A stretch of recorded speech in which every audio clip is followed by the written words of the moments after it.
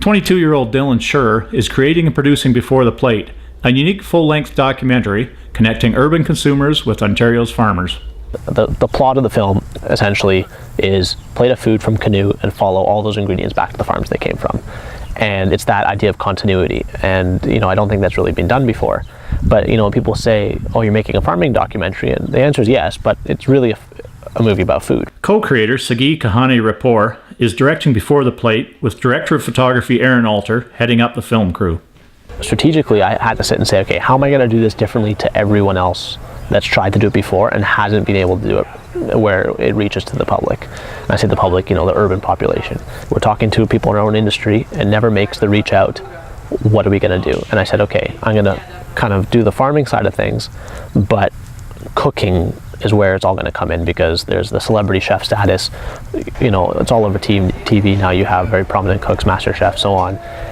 It's a cultural piece, and foodies as well. The foodie culture is maybe like 3 years old. It's not even that old, and people take pictures on Instagram of their food and post it, and it seems like the most ridiculous thing. But the fact of the matter is, they have 200,000 followers. Oliver and Bonacini restaurants have thrown their support behind the project, with access to Canoe Restaurant and Bar and a personally committed district executive chef, John Horn. Ecstatic to have them on board. I think having somebody who's that prominent in the space that people know, especially in the city culturally, is huge. The plate features tenderloin from VG Meats in Simcoe, tater tots from Godley Family Farms near Otterville, carrots, onions, tomatoes, and celery from Hillside Farms in the Holland Marsh, organic wheat from P&H Milling, milk from Kawartha Dairy, honey from Osprey Bluffs near Feversham, and cold-pressed virgin sunflower seed oil from Pristine Gourmet near Waterford. It's all about bringing that story from our fields to their plate, and people appreciate that. And I think that's what's driving a lot of culinary trends right now. The time commitment to producing a documentary like this one is something that we see as part of our work. It's important that we get this work done. It's important that we tell our story, because really we see that it's sort of part of selling the product. It's part of our jobs to sort of teach the other 98% of the population how their food is raised and produced. It's a unique business that we're in, because there's not many that do it anymore. There's the big operations, and as I tell people, that's how we feed the masses.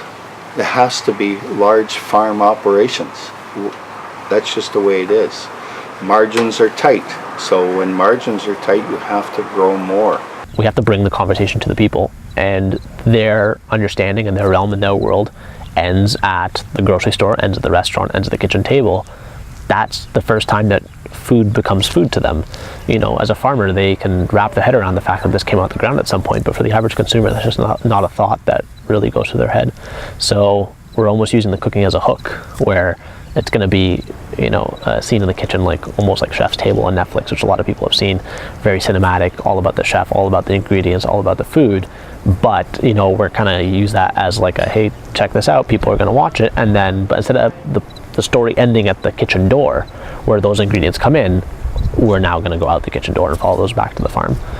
They're learning along the way just as much as I think the viewers of the documentary will. So it's quite fun to be able to bring those guys out to the farm and show them around and tell them about what we do. Anything that we can use to be a vehicle to tell a story is important, and no matter how hard you think you're telling or how good a job you're doing telling a story, you can always do better. And I'm hoping this documentary really resonates with the consumer. They're just eager. They're excited about being exposed to the farm. It's a totally different world for this crew to be out here and to see, hands-on what's going on, the machinery, get to just experience this farm, and so you come to realize that wow, that's a good deal in itself. If they're excited, this documentary should be a great thing to present to the public. I'm interested to see what the final product looks like. So he's got a lot of traction, and he's got a lot of people pulling for him, so I think it's going to be good.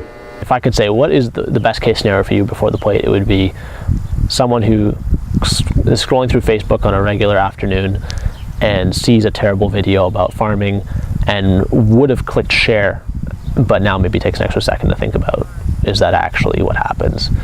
Because I've seen a farming movie that made a lot of sense. To learn more or support the project, visit www.beforetheplate.com, check out the Facebook page, or the Before the Plate, all one word, Instagram account. For Metroland Media, this is Jeff Tribe on the set of Before the Plate.